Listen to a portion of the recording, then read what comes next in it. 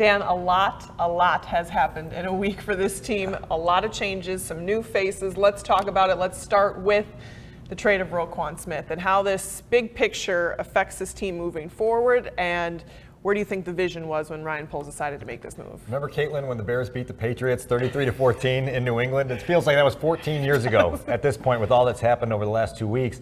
I think they saw an opportunity here to move on from a player that didn't play necessarily a premium position in their vision to build a champion, move away from a player who they obviously couldn't bridge the gap on in contract negotiations. And so now you subtract your best player from a defense that just gave up 49 points in Dallas, and you've got to try to figure out how to steady yourself both on the field and off. Because I think these trades, the flurry of them with Robert Quinn leaving, Roquan Smith leaving, leaves this locker room a little bit unsettled, right? And trying to gather itself to figure out what is this season about now, and how do we stay invested and stay in the grind when our chances of competing have now been significantly diminished. Yeah, it obviously fixes a potential long-term goal and outlook for this team, but short-term, obviously we're in the midst of a season, so we have to talk about the fact that now there needs to be positions. There's a void that needs to be filled. Who in that locker room do you see kind of maybe not stepping immediately into Roquan Smith's shoes, but who can help fill that void? Yeah, look, Matt Eberflus was non-committal when asked about that, right? And said, Jack Sanborn's an option, Joe Thomas is an option, eventually maybe Matt Adams is an option.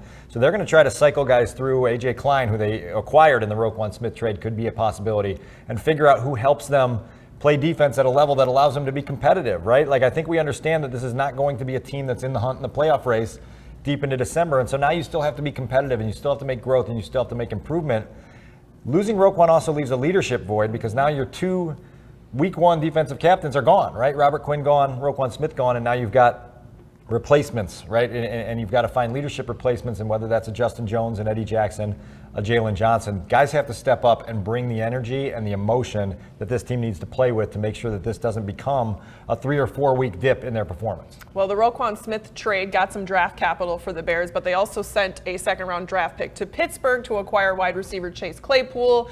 Claypool arrived this week in Chicago, ready to jump right in. What do you think about the move to add Claypool? Look, I want to say it's the most surprising move that was made, but the Roquan Smith trade was surprising in its own right. So the move to add, right, at the state that the Bears are in, is clearly, as Ryan Poles acknowledged on Tuesday afternoon, that it was a forecast, right? They saw what was available in 2023 in free agency. They know the need for game-changing playmakers on the offense, so they felt compelled to get one now, right? And you've got a year and a half left on the deal with Chase Claypool, and you want to try to bring him in and make him into a guy that can help Justin Fields gain confidence, right? We saw so many opportunities on passes down the field in Dallas, whether it was to Dante Pettis or Equanimeous St. Brown or Velus Jones, that didn't connect. So now maybe you get a guy with proven ability to make difficult catches in the NFL, and all of a sudden you get some of that production that's been lacking from this passing offense. That production then leads to confidence for Justin, which then leads to command, which then leads to a springboard for your offense.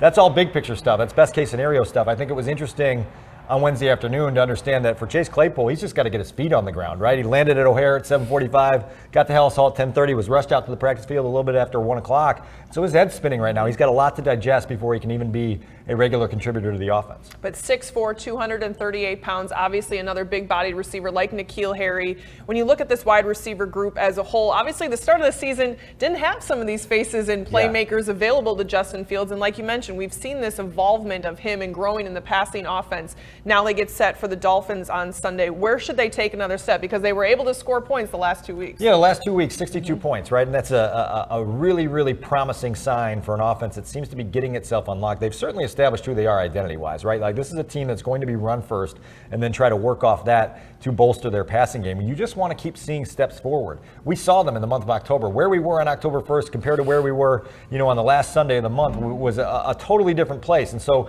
you want to see that again through the month of November with the passing offense. The Bears offense didn't lose Roquan Smith. The Bears offense didn't lose Robert Quinn. So they should continue to be able to climb those steps. It's up to Justin Fields to help them do that. Now all of a sudden, as you mentioned, you've got a bunch of different options that weren't there in the month of September that can hopefully help you.